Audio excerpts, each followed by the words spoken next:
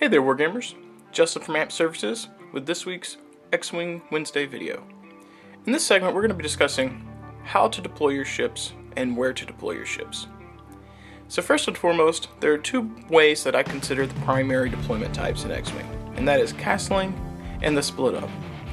First up, we're going to be talking about castling, and this is what I've got before us. The primary negative or downside to castling is going to be you're going to have to fly a tight formation. It doesn't have to necessarily be this tight. You could split them up a little bit, like that, or you could have a ship in the back. And this is just 3 ships for display purposes. Your list may have 4 or 5 or something like that. But the con here is that you have to fly in formation and try not to bump into each other. This one negative is far outweighed by the benefits of flying in tight formation, or flying a castle, or starting with a castle deployment. The reason that this is particularly useful is that you've got, hopefully, a flank that you've chosen with your ships, and you've overloaded it. So your opponent is either going to set up to joust you, which would be ships coming in straight head-on, like this, or they're going to counter-deploy in such a way that you're going to have to maneuver and chase them down. So they don't, if you outnumber them, let's say in this particular case you've got 3 ships and they have 1, they may not want to deploy straight ahead. They may want to try and make you fly through an asteroid field, or they may want to try and come around and flank. The primary philosophy for deploying in this way is if your opponent happens to be across from you, you are trying to shoot things until they're dead. You've got, in this particular case, let's say Vader deploys straight ahead of you, and you guys fly straight head on for the first couple of turns. When the first turn of shooting happens in a setup like this, you've got a 3-on-1 situation. Now that's not always going to be the case. Your opponent may field different ships, and you may have more than 3, things like that. But the same strategy is sound. You've got more ships aiming downrange at your enemy's ships, and that's the primary benefit of this. So when you're also moving these, you have the philosophy of moving them together and keeping their guns facing the same direction. Now, you also have the benefit of tie-up. So, in future turns, you may, let's say, for example, you may take these 2 ships, you may do like a flip turn. Whoop, he popped off. So when he does the flip turn, he's going to end up somewhere back here. And let's say this one does a flip turn, somewhere back here, give or take. You may actually position in such a way that you're like, I'm going to do one straight, because you're trying to get Vader to bump. Now, in this particular case, this one ship can't actually shoot the guy who bumped, but these 2 are in a great position to fire back. So you've went from a castle deploy with all your guns to bear on one target or whatever it is that you're counter deploying in front of, and now you've got one guy playing interference. He's bumping, that's the strategy. You've got 2 guys that are now getting their guns to bear. If you had split your ships up and there was a 1-on-1 situation with Vader, you may possibly be able to bump. But had you flipped around him like these did, and Vader did not bump, he then gets his actions, and he can actually boost if he's running engine upgrade, which he probably is, or barrel roll, or both, trying to get away or get outside of arc on these ships. So, again, you start off by having as many guns as possible facing downrange so that you can focus fire, try and take out, kill things till they're dead, and then if absolutely necessary, you can use some of these ships as interference. Now, in this particular case, these Z95s are basically pawns, so they can do this bump game. If you're running some named pilots you didn't want to bump, you may deploy accordingly so that they hopefully aren't in a position where that's beneficial to them.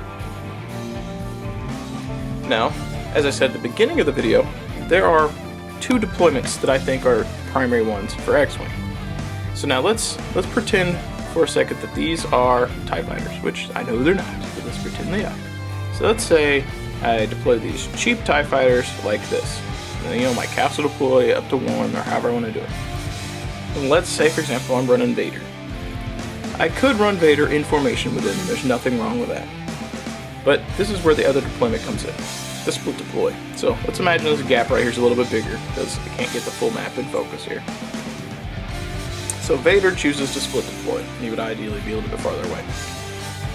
The reason to do this, ever, is typically with ships who have a higher pilot skill. So, they're going to hopefully deploy after your opponent so you can react. So if Vader was a lower pilot skill or his opponent had higher pilot skills than him, splitting up may not always be a good option.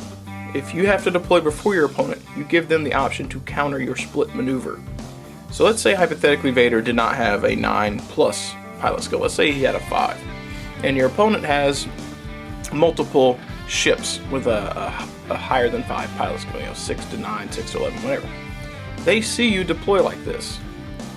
Instead of going after your castled ships, they may overload a flank and throw a lot of ships at this one guy because they can get, as we talked about earlier, multiple guns to bear on one target and try and shoot it till it's dead. So when you go to do a split deploy, you have to consider what does your opponent have left to deploy and what are you going to do.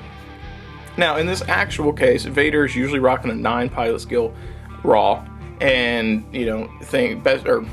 generally the best case scenario, you're rocking veteran instincts on him. He's sitting at 11 pilot skill, which is pretty much nothing's really deploying after him except another Vader. So the reason to do the split deploy is with a ship that has generally boosted barrel wall, things like that, so that they can actually zip down the field and try and flank. So in an ideal world, you've set up your castling ships, again, pretend these are TIE fighters, little peon TIE fighters. Your opponent is, got some mixture of pilot skills, so they deploy in front of these, like they're planning for a joust or they want to fight you. Then after you've deployed, you're like, alright, I see their castle in front of my castle, my ace is going to split deploy, and now they have to figure out what they're going to do. They could continue to overload the flank in front of these ships and throw more at them. But with a slow approach, you give your ace, the split deployed guy, time to move forward and try and come in for a flank maneuver as you guys engage. That hopefully is going to mean less shots coming at him, more shots coming at your pawns, and he's going to shine.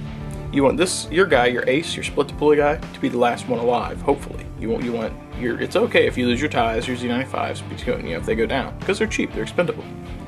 Now, some examples of ships you may see split deploy would be a Vader or Suture Fell. For Rebels, you might actually see a Corran Horn or an A-Wing. For the Scum, you may see Nadru Salak, which is a Z95 that's generally packing Lone Wolf. He wants to fly by himself. But of the 4 or the 5 that I've now mentioned, he's pretty crappy, so you're really not going to see him do that. You probably won't even see him played competitively. You also might see the Sick Fighter from Scum, or maybe a Star Viper, but I think in terms of split deploys, or you might actually see a Fire Spray or something with Lone Wolf maybe, but I think in terms of split deploys, you're more likely to see a Vader, a Suture Fell, an A-Wing, or a Corran Horn, most likely, simply because those ships are fast, and they can actually zip down the field and come in and flank. So, now that we have discussed castling, split deploy, and what kind of ships would split deploy, let's discuss how to deploy your ships as opposed to just the where. So now, in our generic castle setup here, with flying a relatively tight formation, we are now facing straight down the field.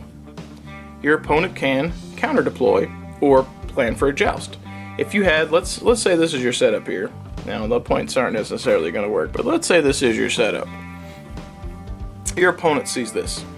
They may not want to deploy head on and fly into you. Let's say they're running a 3-ship list and you've got a 5-ship list.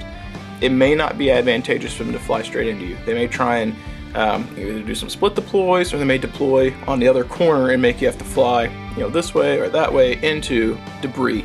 But they may try that. So, because you may not want your opponent to know where you're going to go, or you may want to set up a slow approach, or you may want to just have options to react to them, you may deploy something like this.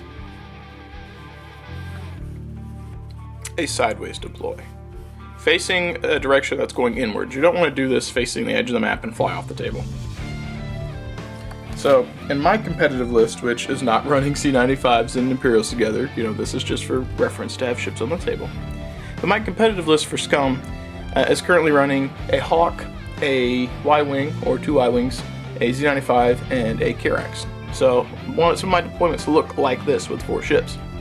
The reason that you would do this is you have still castled, but your opponent's not sure where you're going to go. They know you're going to go one of 2 directions, this way, or you're going to do hard turns in, or you're going to bank at an angle this way. So they're not entirely sure. That gives you some options, because if your opponent deployed head on and obviously they're not going to be this close, but let's assume their ships are facing this direction, straight on at you, and you know they're either going to turn or come straight. You have options. You can zip really fast this way and try and pull them in. You can turn in hard and then decide to engage. It gives you options, especially if your ships are lower pilot skills than your enemy and you're not sure where they're going to deploy and they're going to have the option to counter deploy you. Deploying sideways like this gives you a lot of options because you can react. It's even better if you're running ships for the Rebels, in particular the Y-Wing and the Hawk. If you've got 360 turrets, especially the twin laser turret, because you can fly straight down the field, make your opponent come in off of a flank, and you can get shots in at range 3 and 2 as they try and engage. Then you can hard turn or flip turn with your fighters or your pawns and re-engage them. So this is a really solid style of deployment. If you guys found this particularly useful, please sound off below and let me know. If I missed something or there's some other style of deployment that I haven't mentioned that you think is worth mentioning, let me know. Let's get a discussion started. Additionally, if you have not already, please take a moment to subscribe and also like us on Facebook. This will allow you to stay up to date with all our current promotions, as well as our other videos and stuff like that. Finally, I didn't paint any of these ships on the table. I really want to paint some X-Wing, I just have not had time to paint any of my personal models. But I do get paid to paint, and that's how I make a living. So if you'd like me to have me paint something for you, whether it's X-Wing or Warhammer or some other war game, please click quote request now. Thanks for watching, guys. I hope this was enjoyable, and as always, happy wargaming.